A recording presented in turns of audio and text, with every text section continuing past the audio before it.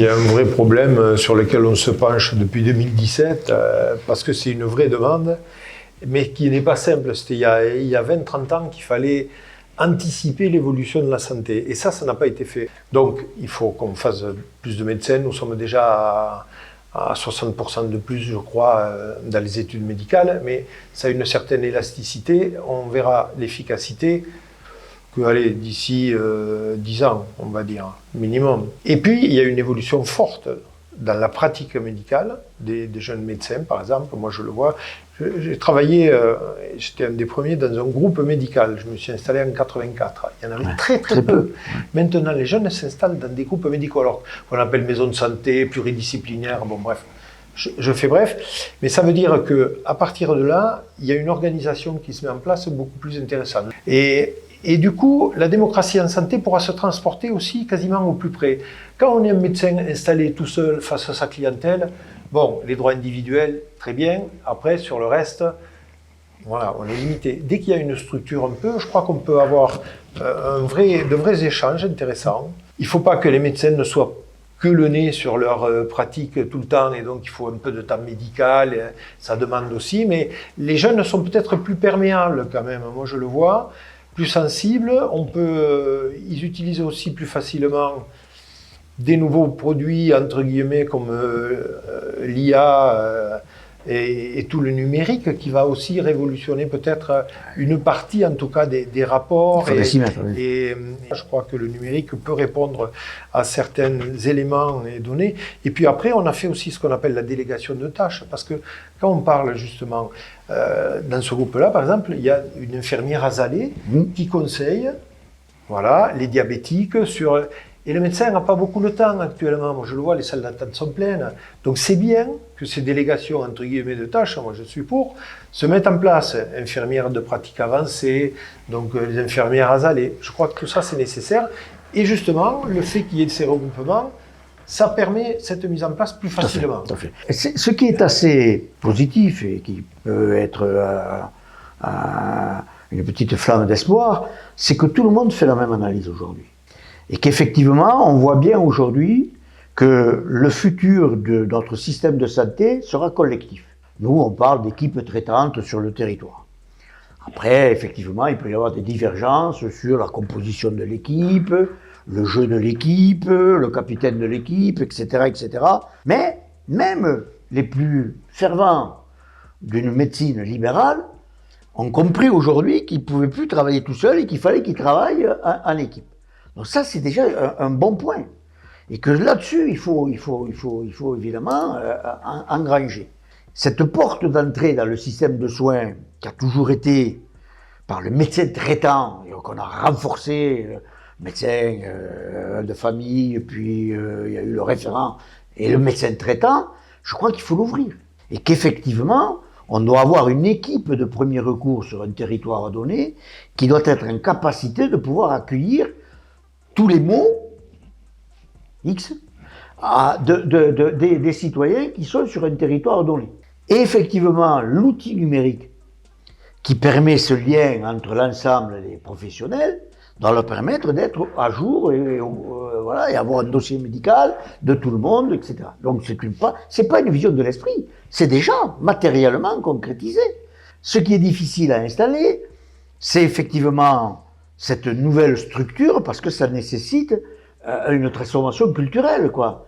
Et comment, alors vous parlez de transfert de compétences, nous on parle de partage de tâches, de partage de compétences, et de dire que c'est plus le matin je te dis pas à toi d'aller balayer, toi d'aller faire ceci, d'aller faire cela, mais chacun a ses compétences qui s'additionnent et qui font effectivement un jeu d'équipe beaucoup plus incisif et beaucoup plus pertinent et performant.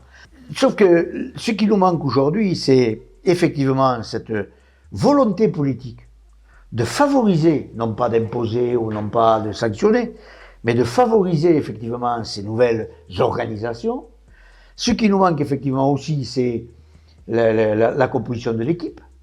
On a un décret qui vient de paraître après des mois et des mois d'attente sur les infirmières de pratique avancée. Sauf que des IPA, c'est l'Arlésienne. En libéral, on les compte. Il n'y en a pas. Ça fonctionne pas. Ça fonctionne pas. Donc comment effectivement on crée, et c'est là où il faut faire un travail d'attractivité de ces nouveaux métiers pour qu'on crée effectivement des IPA, des infirmières, des aides médicales. Donc tout un staff dans cette équipe qui doit fonctionner. Parce qu'effectivement, et c'est tout à fait normal, le médecin ne peut plus faire 80 heures et recevoir tout le monde, etc., etc. Donc il y a tout un travail à mener. Mais moi je trouve ça assez bon, ce côté un peu positif, cette lueur d'espoir, c'est que même les plus farouches du monde libéral disent aujourd'hui, oui, il faut travailler comme ça. Mais après, bon, c'est tous les patrons, etc., etc. Ok.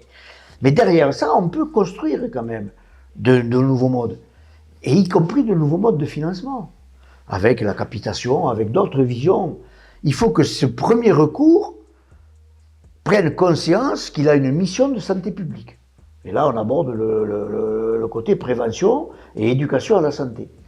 Et si cette équipe-là sur le territoire a une mission de santé publique, c'est-à-dire elle doit être, elle, à la mise en œuvre de campagnes, d'actions, de prévention, de veiller à la bonne santé des concitoyens et des citoyens sur ce territoire-là, ben effectivement, ce n'est pas de la consultation.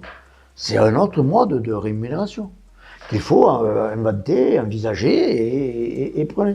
Après, il y a tout le suivi des pathologies chroniques.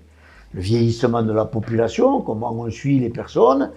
On a le programme IPOD qui est de chez nous, donc on peut le vanter, mais qui devrait être aujourd'hui au niveau national et même international, qui est un magnifique programme de suivi à distance des personnes qui vieillissent. Voilà. Tout ce suivi des personnes chroniques, là aussi, c'est sur des parcours étudiés avec les personnes, mais aussi les représentants des usagers, etc.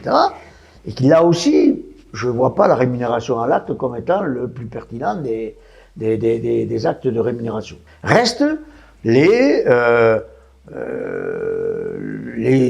mots urgents, voilà, non programmés, j'ai mal au coude, je vois, etc. Et donc reste ce service d'accès aux soins, ces SAS, qu'on a créé. Il ne nous manque pas grand-chose dans ce pays aujourd'hui.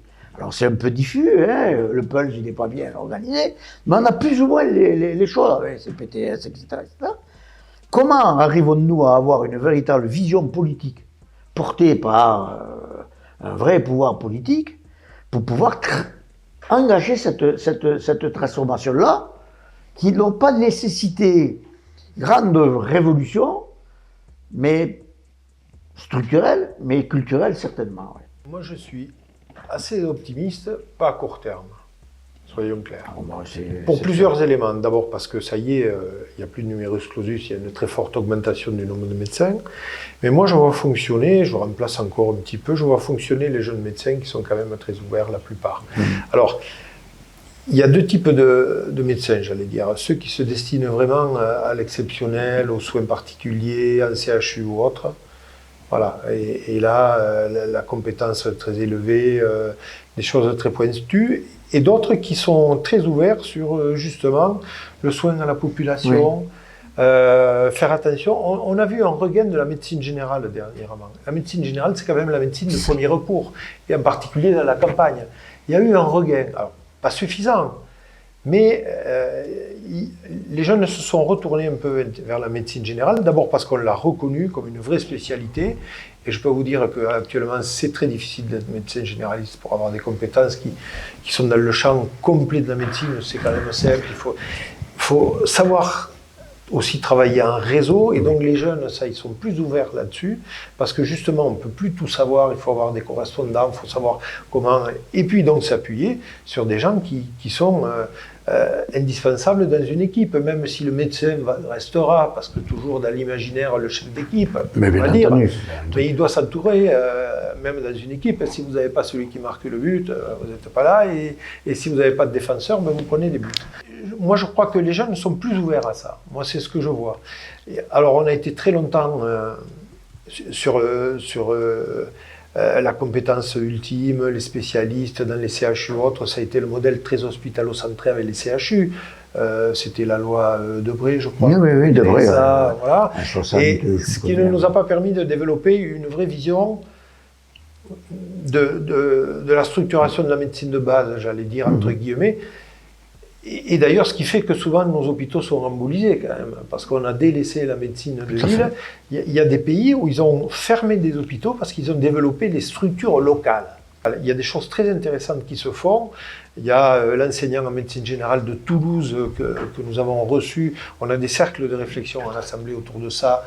C'est vraiment des centres avec multispécialités, des généralistes qui mènent des multispécialités. Mais là, les gens n'ont pas besoin d'aller à l'hôpital. Ils trouvent localement des choses, voilà, des compétences avec des psychomotriciens, même des psychologues. C'est-à-dire tout un panel et de terrain. Donc, tout ce maillage-là serait très utile. Donc, on n'a pas poussé encore la réflexion, mais il a raison, beaucoup de choses se font. Ce qui nous manque, voilà, c'est peut-être une vision, et nous, on porte évidemment cette loi de programmation à moyen terme, parce qu'on pense que c'est ça qui va donner l'impulsion.